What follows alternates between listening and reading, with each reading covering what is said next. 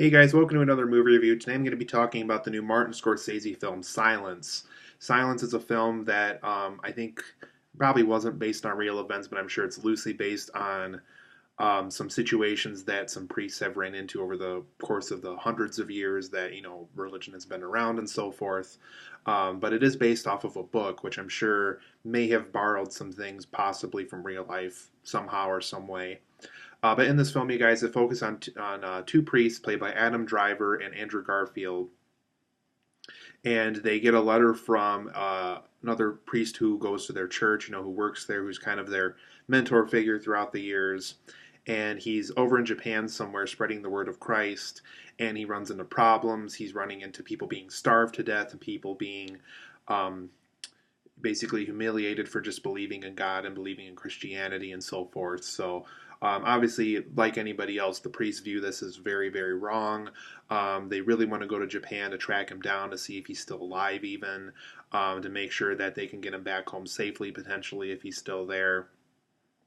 And so, through a couple of communications and through a couple of connections and so forth, they managed to take a boat over to Japan since this is the 1600s, so they couldn't take a plane or anything over there yet. Um, so they go over there, and these a lot of people who still believe in Christ, still believe in Christianity, and so forth. They hear that they're there. They have these two new priests there to spread the word of Christ to them and to forgive them for their sins and so forth. So they're over there. They're really there to really look for the Liam Neeson priest character who has gone missing. So, not only are they helping these people out with believing in Christ again, they really want to see if this priest is still alive and still there in Japan. And so they're still on the look for him. And, while they're on the look for him, other people who were kind of mean to the Liam Neeson Liam Neeson priest, they hear that these two other priests are there now. And since these priests are strongly for and support Christianity and Catholicism and so forth, these people plan to do the same thing to them that they did to Liam Neeson. They don't want the word of Christ spread. They want people to believe in Buddhism and other forms of religion and so forth. So this movie is ultimately about these two priests looking for this man that's gone missing at their church, while also trying to avoid the people that kind of either want them to suffer or want them dead for trying to spread their religion to theirs, and they really don't want that to happen. So this film is ultimately a story of survival and looking for the one that went missing at their church. So overall, guys, I thought Silence was an okay film. Martin Scorsese, he's directed tons of great films. Raging Bull, for example, is probably one of my personal favorite Scorsese films. And I even like Shutter Island. I know some people didn't really care for it that much. I thought the twist was kind of clever in that movie. But I like Shutter Island. I like Wolf of Wall Street and a couple of other really big films he's worked on. A lot of people love Goodfellas and Casino and a bunch of other really big films that he's worked on over the years, too. So, this is a film where, Scorsese really has to stay at the top of his game to make it live up to those other big titles that he's worked on in the past. And as far as a production goes, this film definitely lives up to a Scorsese production. It's very well filmed, well choreographed. The cinematography is very good, the directing's good, the writing's good for the most part. I'll get into that here in a couple of minutes. But there's certain aspects about it that don't quite make it as good as another Scorsese film, his other bigger films that he's worked on in the past. But for positives and negatives of Silence, I thought its strong messages about staying strong with your faith was very powerful in this movie. These guys really went through, the Andrew Garfield and Adam Driver one specifically, they really went through a lot to make sure that people really knew that they believed in Christ, believed in God, that their beliefs with religion were still very strong, even through the roughest times. And the messages that this film has, I thought was very, very strong with all that. There's also some very good and daring performances in this movie. Adam Driver and Andrew Garfield alone had to lose a ton of weight to be in this movie, and they had to really make us look like they were starving, in certain scenes and so forth. So it was very daring and strong performances out of them. These two men really had to go through a lot just to land these movie roles. Keep in mind, Andrew Garfield, only a couple years ago, he was Spider-Man, so he had to be really fit for that. And Adam Driver had to be really fit for Kylo Ren for the Star Wars movies. So these two guys, they basically just got off roles where they had to be in fit, strong, muscular, and now they had to go to roles where they had to look like they've been starved to death and so forth. So very daring performances out of them. And Liam Neeson, for whenever he's in the movie, he's not in it for super long, but when he's in the movie, he gives a great performance as well. And like I was saying earlier, this is a Martin Scorsese production, so it is going to be well made. It's well directed. Scorsese's special touch with making sure everything looks great, that the acting complements the filmmaking and so forth. So this definitely is a Martin Scorsese production. You can really tell that he really, on certain scenes specifically too, there's a lot of scenes here where you can tell he really spent a lot of time with making sure everything looks great, that every aspect of the production, whether it's sound or color correction or all that kind of stuff, that he really spent a lot of time making sure that everything adds up the way it should and everything. And I do like the mystery element that this film has. I was really invested when these two priests were just looking for this, mentor priest from their church. They really just wanted to know what happened to him.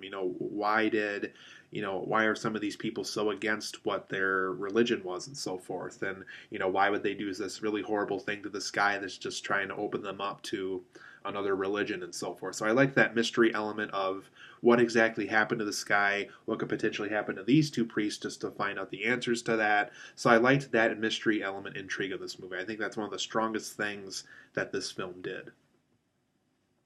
This film is also very tense with its drama. There's a lot of really dramatic, intentionally hard to watch moments in this movie, and I think that really pays off in some parts, because there's a lot of situations and imagery that these men have to go through just to really make sure that people believe in what they believe in and so forth, and that they stay strong with their own beliefs, and that these people who are willing to do horrible things don't ruin their belief set for them. Now for my negatives of this movie. I think this movie is about 45 minutes too long. And Scorsese, and he had this problem with Wolf of Wall Street, I thought too. He sometimes has a hard time wrapping up his movies. He seems to have a hard time. He'll get off the ground running. He'll make it go for a while. He'll get into as much detail as he can on certain things. But when he reaches a point where he's at like the 2.5 hour mark or the 3 hour mark, he doesn't really know how to wrap things up sometimes, and I think that's something that Silence kind of has a hard time with too. It really has a hard time, because there really is scenes towards the end of this movie that feel like 3 different endings. Like it could have ended there, could have ended there, and could have ended there, and then he goes through with another one that we kind of weren't expecting, I guess. And so it has a very hard time wrapping stuff up, and I think the film could have made its point 45 minutes earlier than it did, because there's a lot of scenes in this movie that, quite honestly, really don't need to be here.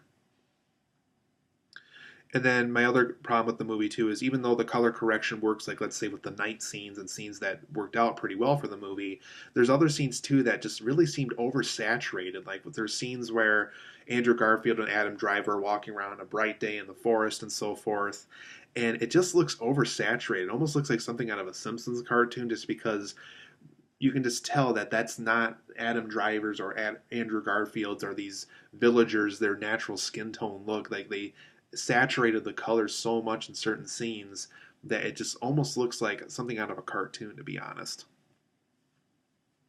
And after a while, the film does kind of drop the mystery element. Once the curtain is revealed to what's really going on, the film kind of just completely drops the mystery element, which is too bad, because I think that's something that the film really had going for it, was what exactly happened to this mentor priest. And, once we figure out all the answers to all that and stuff, it just kind of pushes that mystery element to the side, and I think that's really too bad. It just kind of goes the route of showing as much depressing imagery as it can at that point, which I'm not a huge fan of. So I thought that dropping the mystery element by a certain point in the film was a big mistake on Scorsese's part.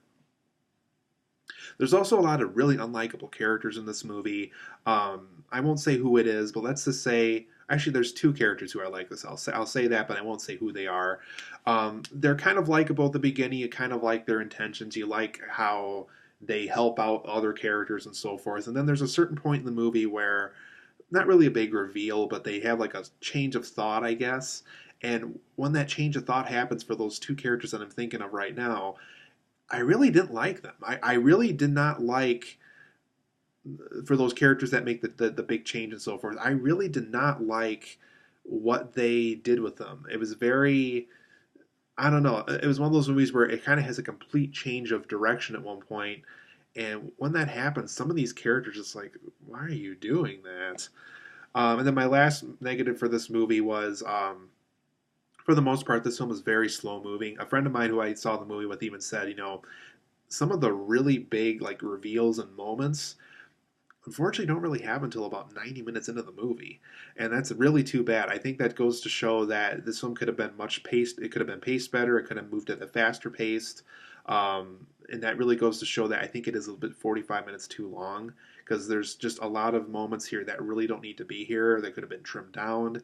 I don't really have an official answer, but something here really felt longer than it should have.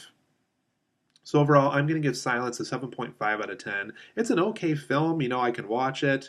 I liked the scenes that I liked and everything like that, but there's a lot of material that really doesn't need to be here. Some of the color correction felt, not properly used. Dropping the mystery element was not a big thing for me. And some of those characters become really unlikable after a while, and it's just a very slow-moving movie, unfortunately. So 7.5 out of 10. If you like Martin Scorsese, I think it's worth a rental.